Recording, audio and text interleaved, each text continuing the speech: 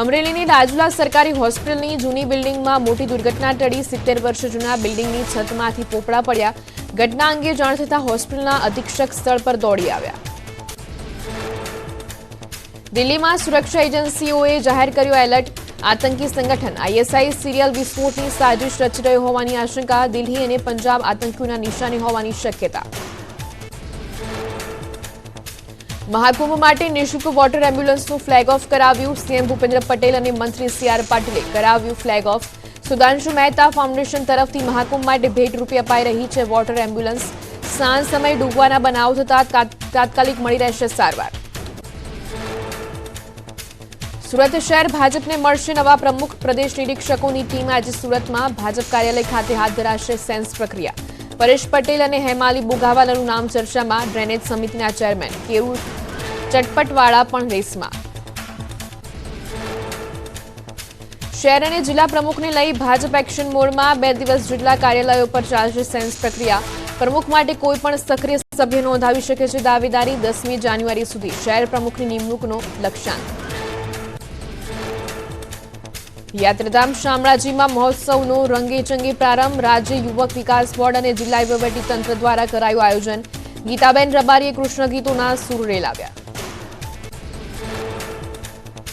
શામળાજી મહોત્સવમાં શામળાજી તાલુકાની હુંકાર। ધારાસભ્ય પીસી બરંડાએ કહ્યું 2025માં શામળાજી તાલુકો બનવાની શક્યતા। સીએમને કરાઈ છે રજૂઆત। ડમી સ્કૂલો સામે શિક્ષણ વિભાગની લાલાંક। શિક્ષણ વિભાગે ફક્ત કાગળ ઉપર વિદ્યાર્થીને પ્રવેશ આપતી ડમી સ્કૂલો બંધ કરવા ડીઈઓને આપી સૂચના। અમદાવાદની સેન્ટ ઝેવિયર્સ શાળાને ડીઈઓએ નોટિસ ફટકારી। વિદ્યાર્થીનીને અન્ય રંગનું સ્વેટર ઉતારવતા વિવાદ। એફઆરસીના નિયમથી વધુ વસૂલવામાં આવેલી ફી પણ પરત કરવા આદેશ કરાયો। 10,000નો દંડ કેમ ન કરવો તે મામલે ડીઈઓએ સ્કૂલનો ખુલાસો માંગ્યો। બનાસકાંઠાના ભાગલા બાદ વિરોધનો વંટોળ। ધાનેરા બંધના એલાન બાદ બજારોમાં સુનકાર। ધાનેરા સજ્જડ બંધ રાખી લોકોએ નોંધાવ્યો વિરોધ।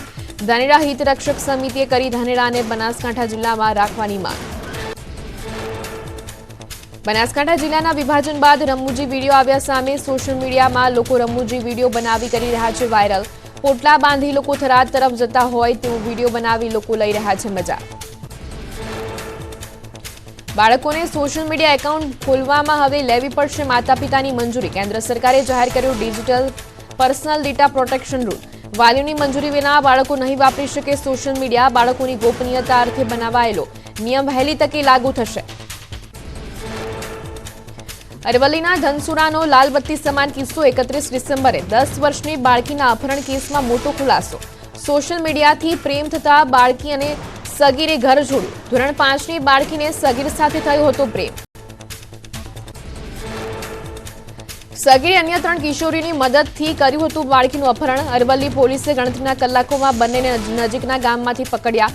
કાયદામાં સંઘર્ષમાં આવેલા કિશોરને ઓબ્ઝર્વેશન સેન્ટરમાં મોકલાયો। બનાસકાંઠા વીમા મિસ્ટ્રી કૌભાંડમાં મોટો ખુલાસો। હોટેલનો વીમો પકવવા હોટેલના કર્મચારીની હત્યા કરી કાર સાથે સળગાવી દીધો। પોલીસ તપાસમાં હજુ નવા ખુલાસા થવાની શક્યતા। બીઝેડ પોન્જી સ્કીમના કૌભાંડી ઝાલાને આજે કોર્ટમાં રજૂ કરાશે। 7 દિવસની સીઆઈડી ક્રાઇમની તપાસમાં થઈ શકે મોટા ખુલાસા। વાયપીજીઆઈડીસીમાં કંપનીની બહાર જ એક કામદારની હત્યાથી ચકચાર। વાયરમેન તરીકે કામ કરતા કામદાર પર અજાણ્યા વ્યક્તિએ તીક્ષ્ણ હથિયાર વડે કર્યો હતો હુમલો। કામદારની હત્યા કરી હત્યારો ફરાર। પોલીસે તપાસ હાથ ધરી।